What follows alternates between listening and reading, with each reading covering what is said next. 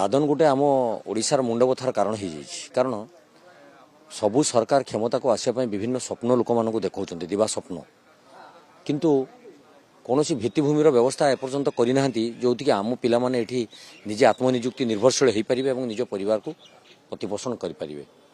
तेणु मोर जाना भितर सारा ओडिशा रे गंजाम जिलूर सर्वाधिक दादन बोधे बाहर अच्छा गुजरात सूरत ठार आरंभ कर बेंगलोर आउ तमिलनाडु रे विभिन्न जगार एमती आमर दादन माने अच्छा। आजिकार तथ्य अनुजाई आम गोटे तथ्य मागिलु से तथ्य अनुजाई 207 जन दादन मृत्यु हो जाए बाहर।